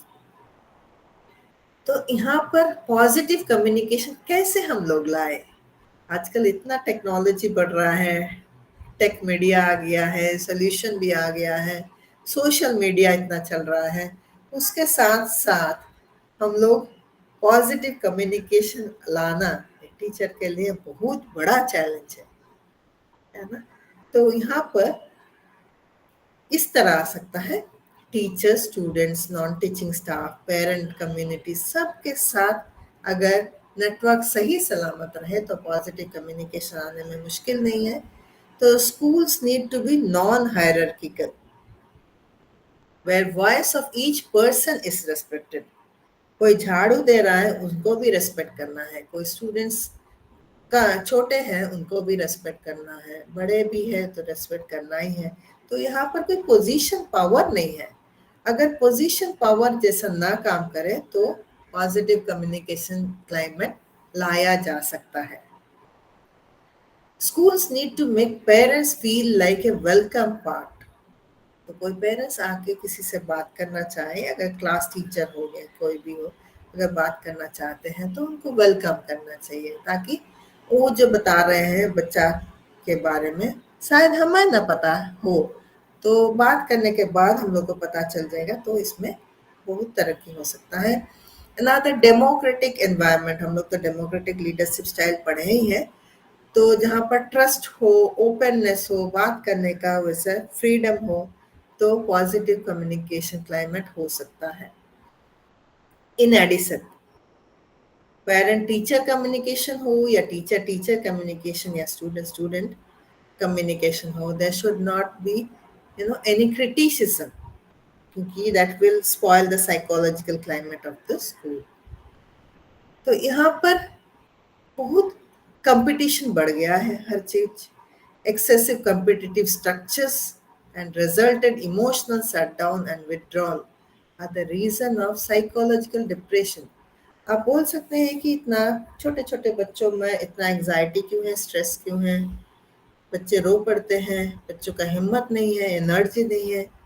तो यहाँ पर इतने सारे कंपटीशन हो गए हैं, जैसे कि पेरेंट्स बोलते रहते हैं, उन लोग नहीं पूछते हैं कि आज स्कूल में क्या खेल के आया, उन लोग पूछते हैं कि तेरा मार्क्स कितना गया और तेरा बेस्ट फ्रेंड का मार्क्स कितना है। इतना बड़ा कंपटीशन आ गया है, कोई इमोशनली सुनना ही नहीं चाहते हैं, विड्रॉल प्रोसेस में आ गया है, तो साइकोलॉजिकल डिप्रेशन बहुत ज़्यादा दिखने लगा है। Self compassion is a way of listening. If you compassionate yourself, you love yourself, अंदर का जो आवाज है उसको सुनिए, ताकि अपने पर ज्यादा लगाव हो, तो वो सो हो सकता है। There should be a peaceful culture created in the school. Psychologically, communication is much more about what is inside rather than what is outside. तो बोला जाता है कि बच्चा अगर ऐसा बिहेव करता है तो उनका फैमिली में ऐसे बिहेव करते होंगे, तो इसलिए बच्चा करता है। तो inside the person they see more than outside the person. जैसे कि हमारे यूनेस्को में देखा गया है, critical thinking, creativity and collaboration 21st century में it will be giving a higher future level to manifest collectively. तो फ्यूचर लेवल में हम लोग देखें तो ज़्यादातर क्रिटिकल थिंकिंग में देखा जाता है, जितना डिस्कवरी होता है, क्रिएटिविटी होता है, कोलैबोरेशन करके काम किया जाता है। कोलैबोरेट, जैसे आप लोग को कॉन्फ्लिक्ट का याद होगा, कोलैबोरेशन, हम भी ठीक है तुम भी ठीक हो, एक साथ काम करते हैं, तो कम्युनिकेशन बेटर डेवलप हो सकता है। तो ये तो हो गया कम्युनिकेशन में। तो हम लोग आगे अभी डिसीजन मेकिंग। डिसीजन मेकिंग में हम आपको समझाएंगे कुछ डायग्राम के साथ। अगर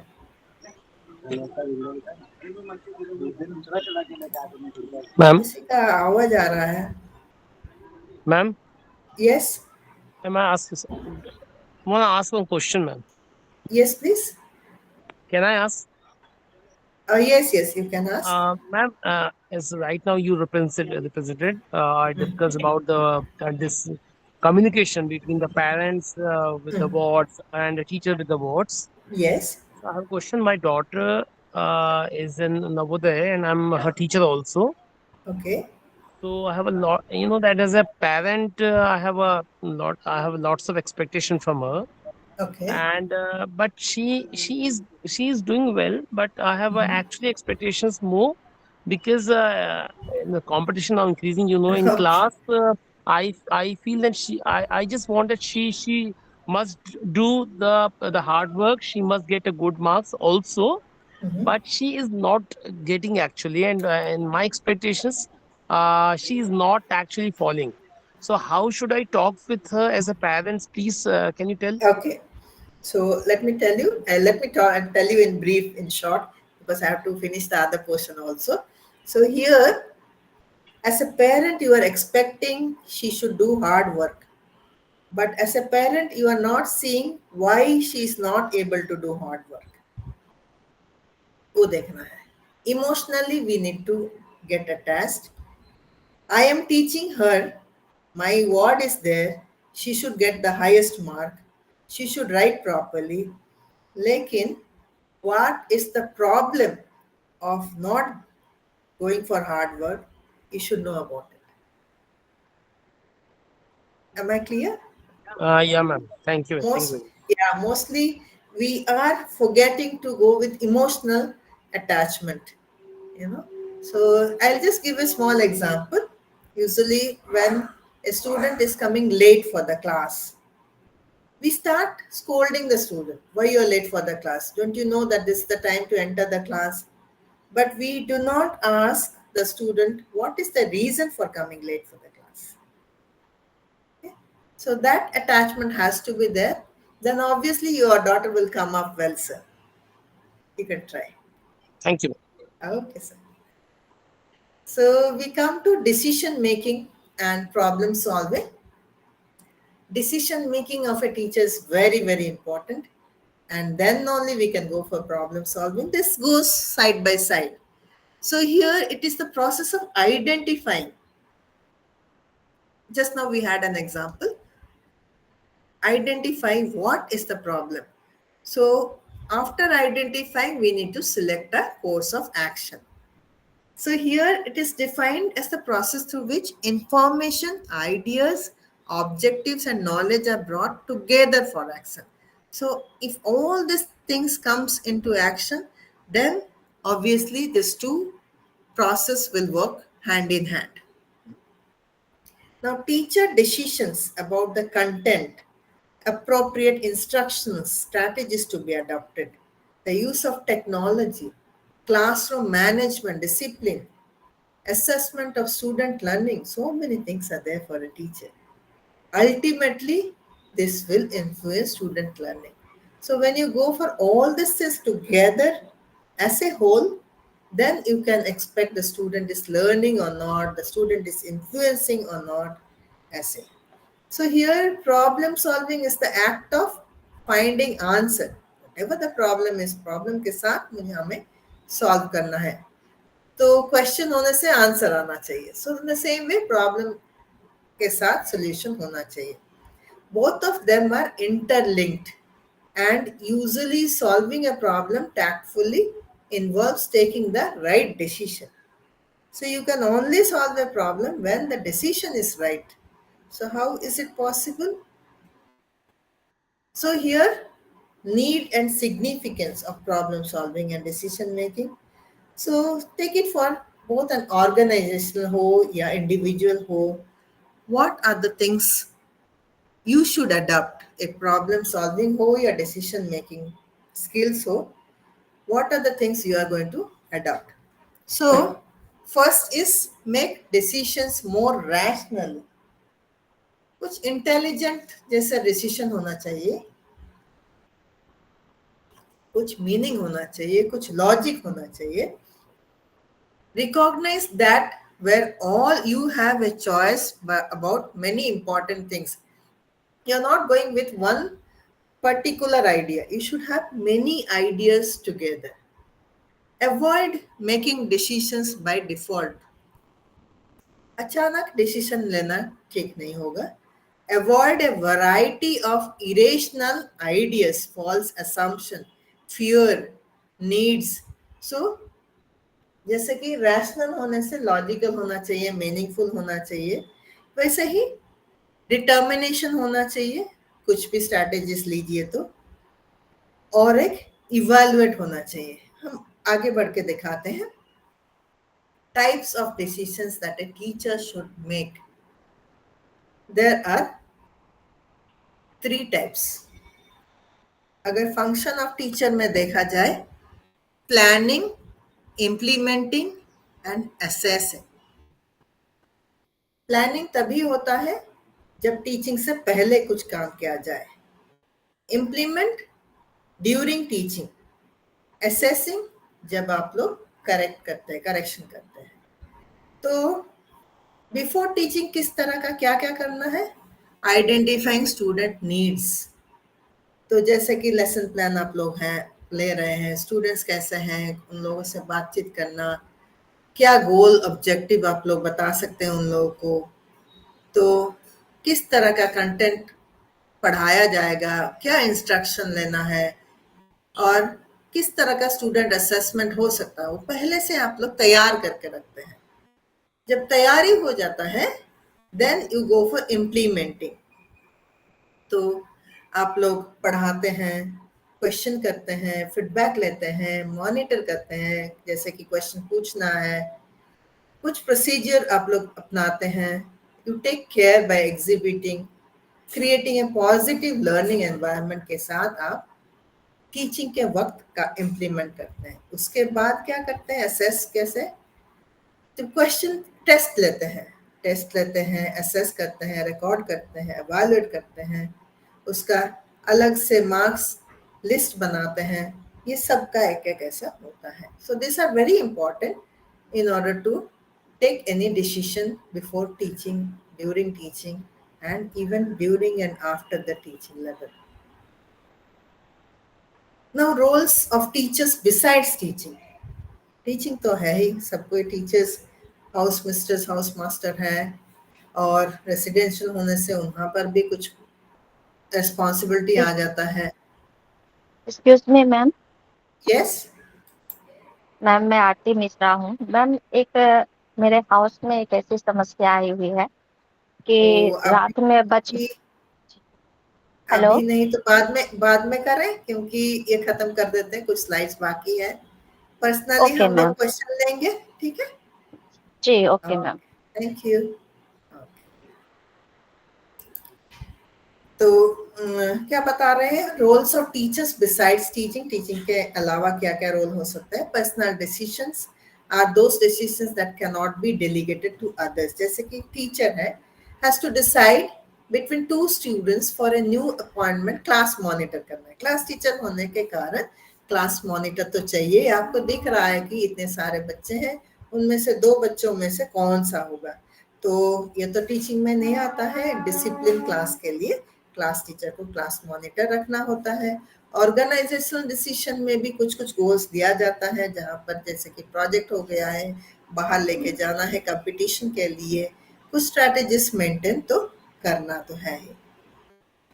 तो रूटीन एंड स्ट्रैटेजिक डिसीजंस अगर बोला जाए, कुछ कुछ रूल्स पॉलिसीज हर इंस्टीट्यूशन का होता है, वहाँ पर हमें सब नॉर्म्स के हिसाब से हम लोग को काम करना है। जैसे कि deciding about the nature of assignment, अगर बाहर कंपटीशन के साथ के लिए आपको भेजा जाता है तो आप लोग को असाइनमेंट करना है, बच्चों को समझाना है। स्ट्रैटेजिक डिसीजंस भी लेना है अगर ऑर्गेनाइजेशन बोले तो, जैसे कि कुछ गाइडलाइंस, कुछ असाइनमेंट्स, या कुछ टॉपिक अगर ये लिया जाए या नहीं लिया जाए। बोर्ड एग्जाम्स में ज़्यादातर ये देखा जाता है। पॉलिसी एंड ऑपरेटिंग डिसीजंस वो भी है, जैसे कि गिविंग सजेशंस और आइडियाज करिकुलम के लिए, सीबीएसई या आईसीएसई बोर्ड जो भी हो, टीचर्स मीटिंग में पूछा जाता है स्ट्रैटेजीज इम्प्लीमेंट करने के लिए क्या क्या कैसे करिकुलम करना जरूरी है। प्रोग्राम या non programme decision, programme decision जैसे कि रूटीन काम हो गया है, what is to be done if a student fails in one subject. Teacher को पूछा जाता है ये स्टूडेंट क्यों फेल कर रहा है, उनको एक्स्ट्रा क्लास दो, एक्स्ट्रा समझाओ, और प्रेप ड्यूटी हो के जो ज़्यादा एक्स्ट्रा ड्यूटी दिया जाता है वो टीचिंग के अलावा बच्चों के लिए किया जाता है। और there are some things like, अगर जैसे कि बोर्ड एग्जाम में पेपर लीकेज हो गया है तो क्वेश्चन पेपर तो ऑलरेडी बनाया हुआ है, फिर उसको रिजेक्ट करके दूसरा पेपर बनाओ। ये सब टीचिंग के अलावा बहुत सारा काम है एक टीचिंग प्रोफेशन में। तो attributes of a teacher as an effective decision maker, effective decision maker होने के लिए क्या क्या क्वालिटीज एक टीचर को होना चाहिए। तो पहले हम सीधा आ जाते हैं knowledge. So if you are a science teacher, और इंग्लिश बोलिए, हिंदी बोलिए, जो भी, मैथ्स बोलिए, इकोनॉमिक्स, सोशल, तो आप लोगों को नॉलेज पक्का रखना चाहिए, whether it is technology related और अपडेट रखना चाहिए टीचिंग मेथड्स पे, पूरा पेडागोजी के साथ आप लोगों को टीचिंग प्रोफेशन में अव्वल रहना है। There may be some unique ways to teach, map reading skills in social science, उसमें देखना है कि आप सबको एक जैसे पढ़ा के समझा सकते हैं कि नहीं, proper knowledge. Then advice seeking, good decision makers identify people who can make specific contributions. जैसे कि कुछ कुछ एडवाइस देना है बच्चों को कि किस तरह, क्योंकि जब बोर्ड एग्जाम में जाते हैं बच्चे नर्वस हो जाते हैं, डर जाते हैं, तो उन लोगों को अलग से एडवाइस देना तो होता ही है. कंप्रहेंसिवनेस, अवेलेबल ऑप्शन, ये नहीं हो तो दूसरा. आप लोग उनको ऐसे करके समझा देते हैं कि हर वक्त सब अल्टरनेटिव्स होता है. अगर ये नहीं याद आता तो अचानक कुछ मेमोरी टेक्निक्स बता देते हैं. फ्लेक्सिबिलिटी इसमें ओपन माइंडेड होना चाहिए, क्लोज माइंडेड नहीं. जो भी अगर कोई पूछना चाहे या आप पूछना चाहे तो आप ज़्यादा आइडियाज ले सकते हैं, ताकि उसी आइडियाज में आप कंप्रहेंसिव करके ज़्यादा आइडिया रूट आउट कर सकते हैं. देन ये सब हो गया 4 factors for a proper decision maker of a teacher. तो डिसीजन मेक प्रोसेस में क्या क्या टीचिंग लेवल में आ सकता है. इसके बाद हम एक अच्छे केस स्टडी दिए हैं, उसमें आपको पता चल जाएगा कैसा क्या करना है. तो identify and define the problem, जैसे कि आइडेंटिफाई करना है कहाँ प्रॉब्लम, शुरुआत कहाँ पर है, और प्रॉब्लम को जब पता चल गया, आपको आइडेंटिफाई कर लिया है, तो प्रॉब्लम को डिफाइन करना है कि ये प्रॉब्लम इस तरह हुआ है. डेवलपिंग अल्टरनेटिव्स, अगर ये प्रॉब्लम है, इसका सोल्यूशन नहीं दिख रहा है, तो दूसरा अल्टरनेटिव हो सकता है क्या. इवैल्यूएटिव अल्टरनेटिव, जब अल्टरनेटिव मिल जाता है हम लोगों को, उसको इवैल्यूएट करते हैं. जैसे कि आप लोग असेस करते हैं, बच्चों का क्लास टेस्ट हो या फाइनल एग्जाम हो, असेस करते हैं, वैसे ही आप लोग को इवैल्यूएट करना है कि ये पूरा क्लियर है कि नहीं, कंडीशंस बेसिस डिसीजन ठीक लिया जाता है कि नहीं, है ना. तो चूजिंग अल्टरनेटिव्स, तो इवैल्यूएट जब कर लेते हैं इतने सारे अल्टरनेटिव्स में, आपको देखना है which is the best alternative which you can choose. तो यहाँ पर चूज करना भी है, उसके साथ साथ इम्प्लीमेंट करना है. सिर्फ चूज करके रख देने से तो नहीं होगा, वहां पर इम्प्लीमेंट करना है.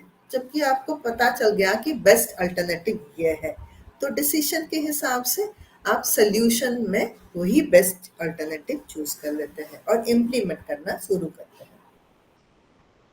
बाद में control and evaluation of decisions. एक अच्छे good school management necessitated good teacher, है ना.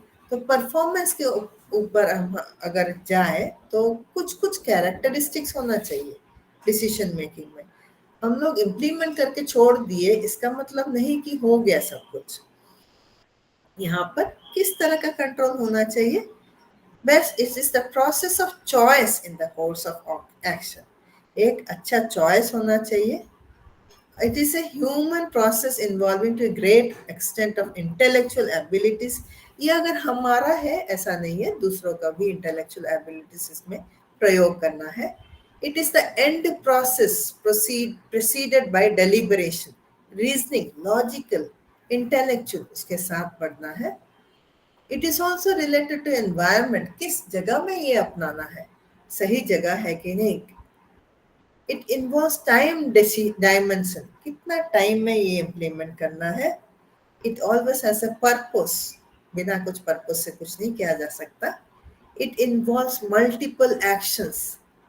तो ये सब कैरेक्टरिस्टिक को लेके डिसीजन हम लोग अपना सकते हैं. जैसे यहाँ पर आइडेंटिफाई प्रॉब्लम, अगर ये आप लोग नोट भी कर सकते हैं, हम तो देंगे ही. आइडेंटिफाई प्रॉब्लम कैसे हम लोग आइडेंटिफाई करें, किस तरह का. कुछ कुछ ऐसा होता है, हम लोग क्वेश्चन पूछते हैं, what is happening and not happening. तो हम लोग ज्यादा डीपली पूछ जाते हैं, यहाँ पर क्या प्रॉब्लम है, क्या हो रहा है, क्या नहीं हो रहा है, कौन कौन इन्वॉल्व है इस प्रॉब्लम में, Why has the problem not solved? इतना देर तक सॉल्व क्यों नहीं हुआ है? What are the stakes? Does the problem have a deadline or not? जब आइडेंटिफाई आप लोग करेंगे तो ये सब सवाल पूछना है, तभी आइडेंटिफिकेशन में इजी होगा. स्टेप बाय स्टेप हम डीपली रूट करके बता रहे हैं इस तरह आइडेंटिफाई किया जा सकता है। चेकलिस्ट बनाना है आइडेंटिफाई करने में, आइडेंटिफाई करो या डिफाइन करके एनालाइज करना है, इसमें चेकलिस्ट बनाना है। ये क्या नया प्रॉब्लम है या पहले ऐसा हो चुका है? Is the problem clearly stated? क्या assumption ले सकते हैं इसका प्रॉब्लम का, वो सही है कि नहीं? What would happen if nothing were done about this problem? अगर कुछ ना किया जाए तो क्या हो सकता है? Can the problem be restated? इसको दूसरा स्टेटमेंट में ये प्रॉब्लम हम लोग देख सकते हैं क्या? अगर हाँ तो कैसे? What data are known? क्या क्या डेटा आपको पता है इस प्रॉब्लम के पीछे? जो इंफॉर्मेशन आपको मिला है वो सही इंफॉर्मेशन है कि नहीं? आर देयर एनी प्रेसिडेंट्स और रूल्स रेगुलेशन इसके प्रॉब्लम के साथ है कि नहीं? तो क्या है? इसके साथ साथ क्या एडिशनल लिस्ट बना सकते हैं? Do I have to make this decision? आपको लेना है और दूसरों को लेना है? ये सब identifying problem and analysing problem में ये क्वेश्चन नॉब्स के साथ लेना है, तब तो आपको इजी बन जाएगा। Explore alternatives. जब आपको प्रॉब्लम आइडेंटिफाई हो चुका है तो अल्टरनेटिव आपको चुनना है। अल्टरनेटिव दो तरफा हो सकता है, एक जेनरेटिंग अल्टरनेटिव, एक इवैल्यूएटिव अल्टरनेटिव। तो जेनरेटिव अल्टरनेटिव कैसे जनरेट कर सकते हैं? अगर दूसरा सॉल्यूशन के लिए अगर जाया जाए तो इसमें जनरेट करने के लिए ब्रेनस्टॉर्मिंग होना चाहिए, which is referred to as the non-evaluative generation of as many solutions. It can be done individually or in a group. ज़्यादातर ग्रुप में पसंद करते हैं। पूछताछ करना, सर्वे लेना, क्वेश्चनर देके सबको बांट लेना चाहिए या ग्रुप में बैठ के डिस्कस करना चाहिए, तभी हम लोग एक जनरेट कर सकते हैं problem. Select an alternative. Select an alternative, इतना सारा अल्टरनेटिव में क्या कैसे सिलेक्ट करेंगे आप? जैसे यहाँ पर after you have evaluated each alternative, एक एक अल्टरनेटिव को इवैल्यूएट करने के बाद आपको पता चलता है कि ये एडवांटेज है या डिसएडवांटेज है, तो आपको पता चल जाएगा कि कौन सा एडवांटेज ज्यादा है जहां पर सिलेक्शन हो सकता है। सिलेक्शन के बाद इंप्लीमेंट करना है, जहां पर which of this ideas do you think will help you, कौन सा हेल्प हो सकता है तो उसी को ही इंप्लीमेंट करना है। और बाद में अवेलेबल अल्टरनेटिव्स जितने सारे हैं उसका कितना रिस्क है, कितना एफर्ट आप दे सकते हैं, टाइम कितना है उसका, क्योंकि कितने लोग कितने प्रॉब्लम का डेडलाइन होता है, उसके हिसाब से लिमिटेशन ऑफ रिसोर्सेस, उतना रिसोर्स आपके पास है कि नहीं, ये सब देख के आगे बढ़ सकते हैं। जब अल्टरनेटिव आप लोगों को पता चल गया तभी इम्प्लीमेंट करना है, ये फोर्थ स्टेप है। इम्प्लीमेंट करने के लिए एक एक्शन प्लान लेना है, तो उसमें who has to do what, सिर्फ जैसे कि पोजीशन पावर तो सबको ही है, तो एचओडी कोई कुछ करेगा तो उसके उनके ऊपर कोऑर्डिनेटर हो सकता है, उनके ऊपर वाइस प्रिंसिपल हो सकते हैं, उनके ऊपर प्रिंसिपल हो सकता है, सब तो आप इम्प्लीमेंट नहीं कर सकते हैं। आपको अगर दिया गया है प्रॉब्लम सॉल्व करने के लिए, इम्प्लीमेंटेशन और कोई करेंगे। तो यहाँ पर आइडेंटिफाई करना है who must know about the decision, किनको डिसीजन बोलना है, ऑब्जेक्टिव्स किस तरह का ऑब्जेक्टिव का टारगेट होना चाहिए, कौन कौन इसमें होना चाहिए, ask yourself what resources do I need, resources होना चाहिए, your plan should be stated, who will do what, ये सब सबको मिलके करना है। तो इवैल्यूएट द सिचुएशन सबसे लास्ट में है, जहाँ पर मॉनिटर करना है, सिचुएशन चेंज नहीं हुआ तो इसी कितने टाइम में अगर दूसरा सिचुएशन आ गया तो मुश्किल है, रिसोर्सेस अगर है कि नहीं या कम रिसोर्सेस हो गया है, तो ये सब मिला के आपको इवैल्यूएट करना है। चलिए हम लोग एक देखते हैं केस, तब तो मुश्किल नहीं होगा, आराम से पता चल जाएगा कैसा क्या किया गया है। यहाँ पर mister Dilwar is a teacher in of a school in Vaishalipuram. Pass percentage students लोगों का मिड टर्म एग्जामिनेशन है 83, जो कि गिर गया है कंपेयर टू 95% जो कि ओवर द 5 years देखते गया है।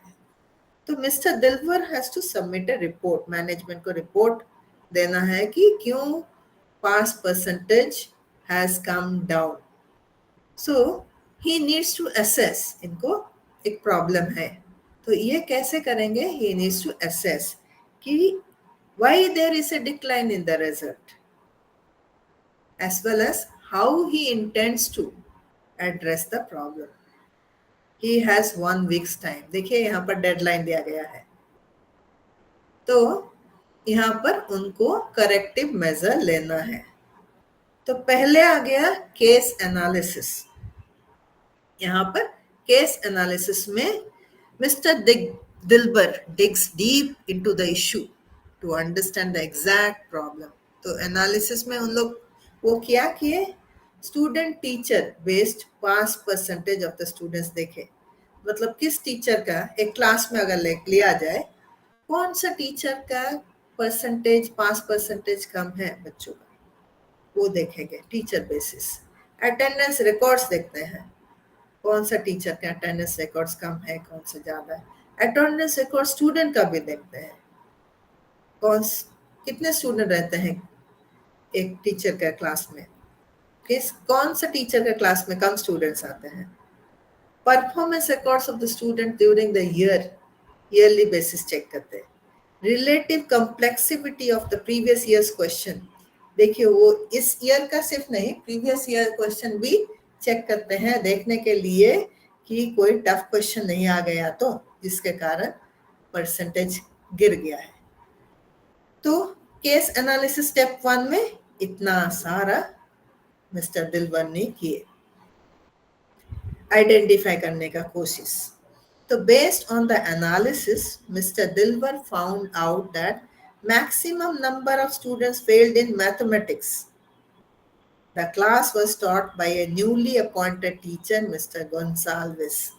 चलिए इतना तक उनको आइडेंटिफाई हो गया। तो पोस्ट एनालिसिस क्या किए, एनालिसिस के बाद mister Dilwar did the appraisal of mister Gonsalves. In his appraisal Dilwar sir ने क्या किए, he checked the results of the unit test to find out whether Mr. Gonsalves made extra effort किया कि नहीं to help the students.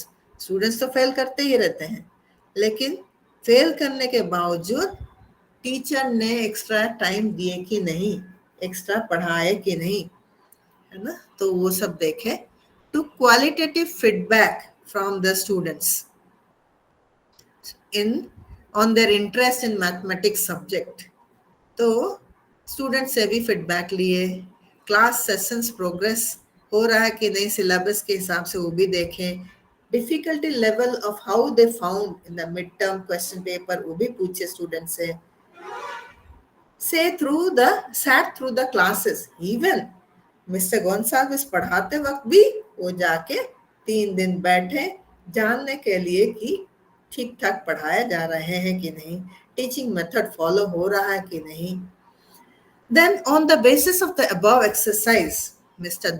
Dilwar found that the teacher concerned lacked sufficient knowledge and experience to teach the senior most class. तो ये उनको एक लगा कि यहाँ पर आइडेंटिफाई और रखिए कि टीचर का इतना एक्सपीरियंस नहीं है, इतना नॉलेज नहीं है हायर क्लास पढ़ाने के लिए। अच्छा, in his report to school management, Mr. Dilwar spelled out his assessment of the result and shared the corrective steps taken by him. जो steps किए हैं हम ये किए वो के सब कुछ लिख के दिए हायर मैनेजमेंट को। Giving the responsibility of teaching the senior most class, एक junior to a teacher of junior class, ये ठीक नहीं रहा, इसीलिए मुश्किलें पैदा हुआ था। Arranging orientation program for the newly appointed teacher, ये एक सुलभ वे दिए हैं कि ओरिएंटेशन लेना है और देखना है कि कौन किस टीचर किस क्लास में ठीक पढ़ा सकता है। So hence you may conclude after reading both the cases that teachers need to observe and attempt to make sense of situation के हिसाब से by checking their insights against prior experiences. आप देख चुके हैं कैसे मिस्टर दिलवर ने अपना काम किया है। तो ये रहा आपका अंडरस्टैंडिंग और मैनेजिंग, इतना तो है ही। अभी हम स्टॉप कर रहे हैं शेयरिंग। तो आपको कुछ बताना है, पूछना है तो आप पूछ सकते हैं।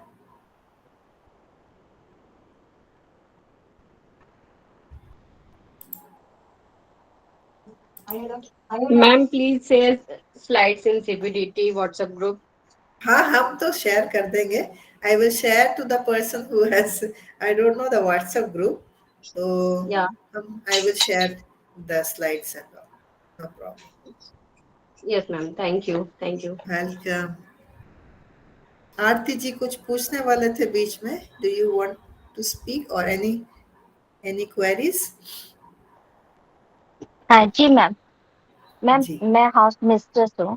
पर मैंने कल रात में जो है एक 10 क्लास की लड़की, अभी एग्जाम यहाँ पर चल रहा है 10 टर्म 1 का, तो वो रात में 12 बजे तक किसी से फोन पे बात कर रही थी। हाउस में फोन लगा हुआ है, उससे अपना कार्ड से बात कर रही थी। तो वो पकड़ा गया, तो लेकिन वो कार्ड वो दी नहीं। मेट्रोन उसको देखी तो उससे कार्ड लेना चाहे तो वो कार्ड दी नहीं।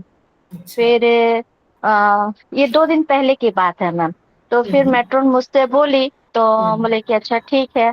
तो आज हमने क्या किया, जब वो लड़की एग्जाम देने आई थी स्कूल में, तो हाउस में हमने आकर जो है उसका पूरा बेड और बुक सारा चीज देखने पर मुझे 3 कार्ड मिला।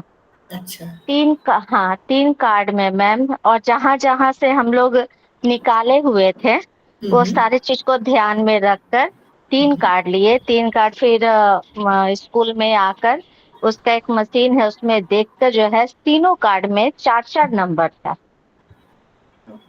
जो कि 2 ही नंबर होना चाहिए, पेरेंट्स का, एक मदर और फादर का। तो लेकिन उसके पास 3 कार्ड था, 3 कार्ड में 4-4 नंबर रखे हुए थे। ये लड़की माइग्रेशन की है, तो वो आई हुई। हाँ, तो ये फिर हम लोग जो है वो कार्ड को फिर रख दिए, मैंने जैसे जैसे वो लड़की रखी थी फिर उसी तरह रख दिए कि लड़की अभी डिस्टर्ब ना हो, क्योंकि एग्जाम चल रहा तो हम लोग उसको कुछ बोल भी नहीं सकते। हाँ, वो भी सही है। और अगर पेरेंट्स को अभी कॉल करते हैं तो पेरेंट्स भी जो है बच्चे पर प्रेशराइज करेंगे। तो आप बताइए मैम कि इस सिचुएशन में क्या करना चाहिए? अच्छा, तो आप हाउस मिस्ट्रेस हैं वहां पर? जी। तो आपको पता चल गया कि ये स्टूडेंट रात भर बात कर रहा है। हाँ, और ये सिर्फ एक ही लड़की नहीं है मैम, इसके साथ जो है 3-4 लड़कियां हैं। अच्छा, यहाँ पर हॉस्टल में जो मेट्रॉन ने फोन किए आपको बताए कि ऐसे फोन कर रहे हैं बच्चे, तो मेट्रॉन का कुछ रिस्पॉन्सिबिलिटी नहीं है क्या वहां पर? मैम है, तभी तो वो मेट्रोन, लेकिन मेट्रोन को वो लोग कुछ समझते नहीं है और वो भी ज्यादा कुछ बोल नहीं पाती है। नई है अभी। हाँ, नई है, एक्सपीरियंस भी उसको उतना नहीं है। और मैडम बोलिए। मेट्रोन थोड़ा सा हम इसमें बोलेंगे, नवोदय सिस्टम में अच्छा, हाउस मास्टर और house mistress are fully responsible. अच्छा। और ये तो खाली सपोर्टिंग स्टाफ के रूप में होता है। Every person is against the house master.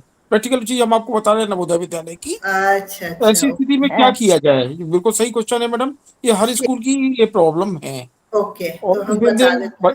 एक थोड़ा सा और हमारा ये था, आपसे गाइड चाहिए था। जी। तमाम स्कूलों में जो बच्चों को मोबाइल अलाउ नहीं है, बट बच्चे चोरी छिपे मोबाइल रखते हैं। अब ये भी लगता है कि मोबाइल का बच्चों को हम लोगों ने टाइम बे टाइम मोबाइल जब्त किया और रात में बच्चों ने कुछ गलत कर लिया, तो उसमें भी हम लोग के दिमाग पर टेंशन सा रहता है। आल्दो हम लोग एक्शन लेते हैं। इसीलिए तो मैम हम उसको बताए नहीं, जैसे जैसे जिस बुक में उसका या बेड के नीचे था उस तरह कार्ड निकाले और सेम उसका उसी तरह पूरा बेड हम लोग कर दिए। तो अब जो है मैम, हम लोग बहुत दुविधा में है कि इस सिचुएशन में उसको एग्जाम में भी नहीं। अच्छा, कुछ दिन जब हम ट्रेनिंग में गए हुए थे तो सेम लड़की के बारे में नर्स मैम जो है उनको चार्ट दिया गया था मेरे हाउस का। तो वो अच्छा। उस लड़की के बारे में उसके बारे में सुनने को आ रहा था, तो वो नर्स मैम उसके पेरेंट्स को कॉल की, तो उसकी मम्मी उठाई, तो वो नर्स मैम बोल रही है कि देखिए आपकी लड़की पे थोड़ा सा शक हो रहा है, आप थोड़ा समझाएं। तो वो उल्टे ही उसके मम्मी जो है नर्स मैम को पूरा बोली कि आप मेरी लड़की पे ऐसे बिना माने मतलब का शक कर लेंगे, हम आप पे कुछ केस कर दे, ये कर दे। तो ये भी अच्छा। सारे चीज, हाँ, ये भी सिचुएशन मैम आ रहा है। अब इस सिचुएशन में हम लोग क्या करें? अच्छा, तो इस सिचुएशन में आपको पता चल गया है कि क्या प्रॉब्लम है ना? जी और जी जब आप ही हाउस मिस्ट्रेस हैं, तो जी आप गार्डियन जैसे हैं, क्योंकि अभी जी सर बोले हैं कि पूरा रिस्पॉन्सिबल आपके ऊपर आ जाता है ना? जी तो जी। जिस लड़की के नाम में ऐसा कंप्लेन आया है, तो हाँ आप उस लड़की को बुला सकते हैं, है ना?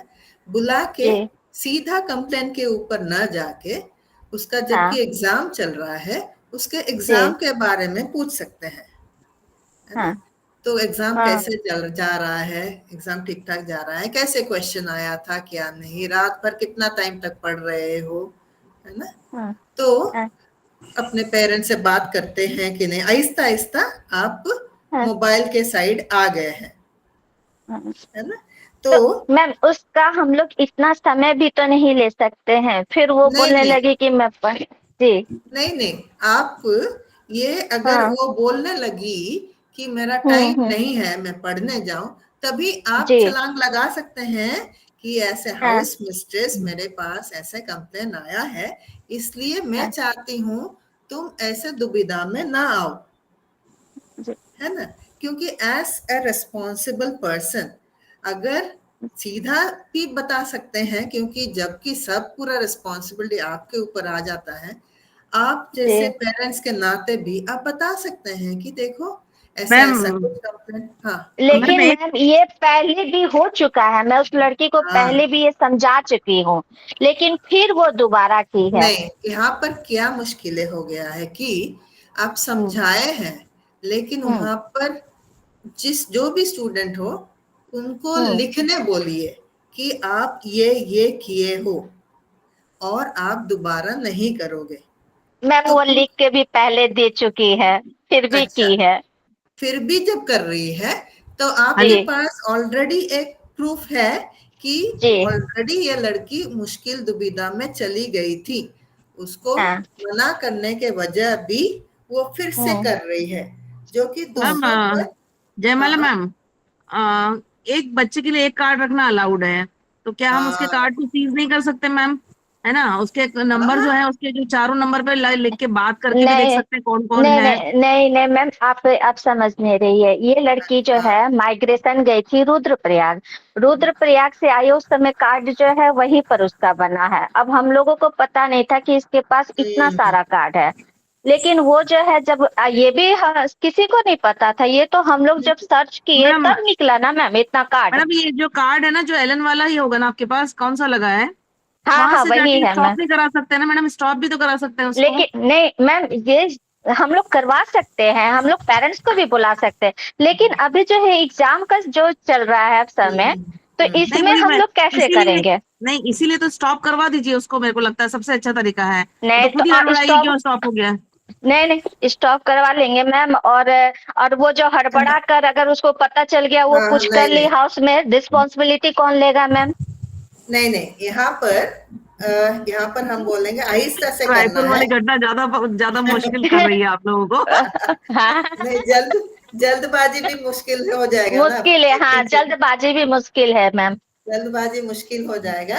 हाँ जबकि देखिए आजकल तो हर वक्त सब कुछ चल रहा है, अगर जी समझाने का पर भी समझते नहीं है, तो दूसरे बच्चे जी भी तो कंप्लेन करेंगे ना, क्योंकि जो मैट्रन है, जो भी आपको बोल रहे हैं, जी। सबसे आप बोल सकते हैं, लिख के दे दीजिए ताकि आप।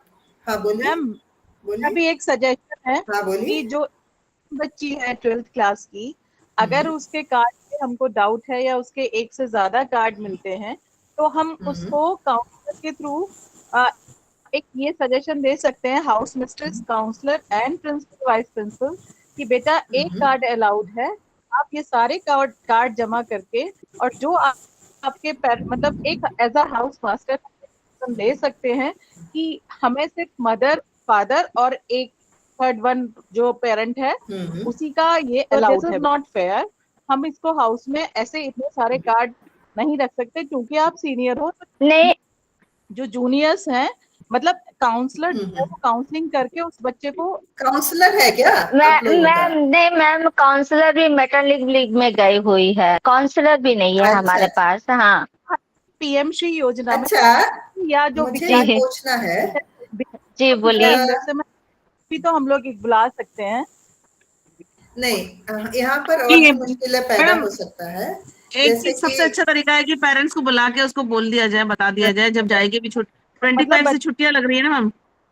तो इसी के लिए मैम अभी तक हम इसीलिए चुप हैं कि हम क्या करें। नहीं, ये तो है, बताते हैं क्योंकि हाउस मिस्ट्रेस के ऊपर भी तो कोई है जहाँ पर आप लोग रिपोर्ट कर रहे हैं।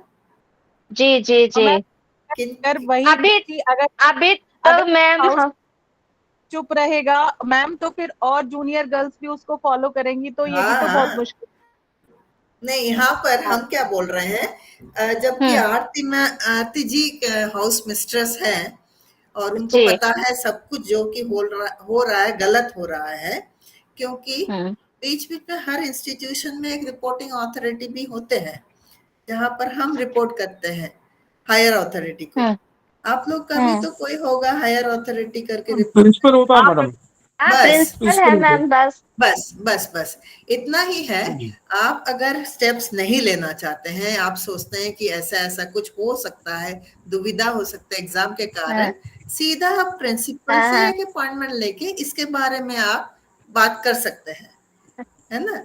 और मैम जब मैं ट्रेनिंग के लिए जा रही थी तब वो लड़की बहुत उदास रहती थी, क्योंकि मैं अक्सर जो है रात में चली जाती थी, 1 बजे 12 बजे जब भी मेरा नींद खुलता मैं चली जाती थी हाउस में। लेकिन जब मैं ट्रेनिंग से आई वापस तब तो समय उनको भरपूर समय मिला। अब वो लड़की जो है, वो लड़की क्या, वो 5 ग्रुप है, 5 ग्रुप बहुत खुश है एकदम। हम आके देखे, आश्चर्य किए, हम बोले क्या हुआ, और वो लोग कंप्लेन करती थी कि हमारे पेरेंट्स बात नहीं करते हैं। तो हम बोले कि अच्छा रुको, हाँ मैं करती हूँ फोन अभी। तो नहीं मैम, आगे हमको कर लेने दीजिए फिर आप कीजिएगा। हम बोले ठीक है बेटा कर लो। तो उसके मेरे ट्रेनिंग के बाद आने से मैं आती के साथ उन लोगों को खुश देखी, तो पूछी कि अरे क्या हुआ, पेरेंट्स से बात हो गई, सब कुछ ठीक हो गया? हाँ मैम सब ठीक हो गया है, अब हम लोग बहुत अच्छे से। तो लेकिन ये 2 दिन पहले जो है मैम ये पता चला कि हाँ ये पेरेंट्स से बात हो रहा है। अच्छा, लेकिन आप लोग पेरेंट्स को उसके साथ बात करके पता लगाए कि इन लोग बात करते हैं कि नहीं? मैम आज ही तो पता चला ना मैम कि इतना सारा कार्ड है। ठीक है, हम तो ये सलाह देंगे क्योंकि आप हाउस मिस्ट्रेस होने के कारण आप स्टेप्स नहीं लेना चाहते। एक सबसे बड़ा उपाय ये होगा, जो प्रिंसिपल है उनसे बात करके ये डिस्कस किया जाए।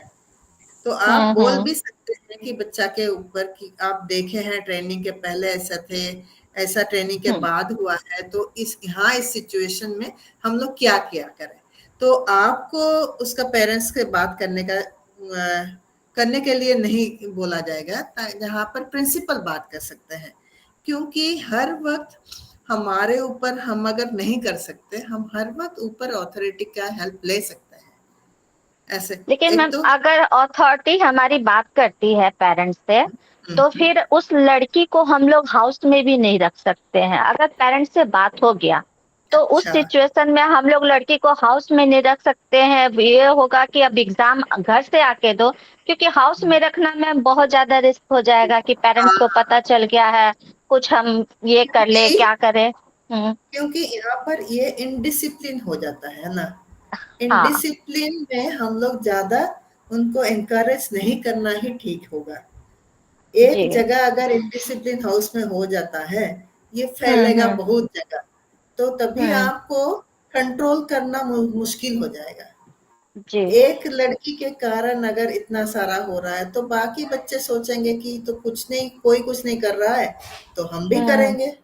तो तभी मुश्किल हो जाएगा। भले ही एक लड़की का पेरेंट्स को पता चले और मुश्किलें पैदा हो तो उन लोग सॉल्व कर देंगे, और भले ही वो घर से आके दे, लेकिन उसके वजह से दूसरे तो मुश्किल में नहीं आ सकते ना।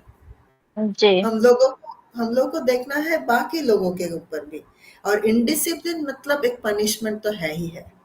जी लोगों को पता होना चाहिए कि ऐसे अगर हम लोग किए तो इसका भुगतना होगा। तो लोगों को ये भी एक पता चल जाता है कि उन लोग डर के बारे रहेंगे, उन लोग ये स्टेप्स नहीं लेंगे फ्यूचर में, है ना। जी जी तो इतने सारे ऑप्शन तो है ही, लेकिन इनडिसिप्लिन को हम लोग नजरअंदाज नहीं कर सकते, चाहे जो भी हो जाए, है कि नहीं। ठीक, okay ma'am, thank you. Hopefully हम समझा सके, पता नहीं। मैम थैंक नहीं यू। नहीं, thank you ma'am. Okay, thank you so much. और आप लोग सब ठीक ठाक रहिए। Wish you all the best. I am so thank you ma'am, happy. Thank you. Thank you ma'am. Thank you madam. बहुत अच्छा लगा आपका session.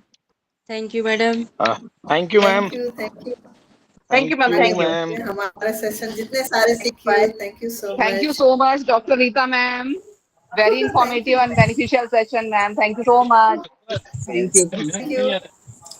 Thank you so much. Thank you so much. सब खुश थैंक रहिए, यू सो अच्छे much से ma'am, रहिए। दुविधा से निकालने के लिए। अच्छा, थैंक यू, थैंक यू। तो हम दे देंगे ये पीपीटी भी दे देंगे, शेयर कर देंगे, आप लोग बाद में पढ़ भी सकते हैं। Thank you madam. जी ma'am, thank you ma'am. Thank you. Take care and be stress free in your life. Thank you. Okay, madam. Thank you.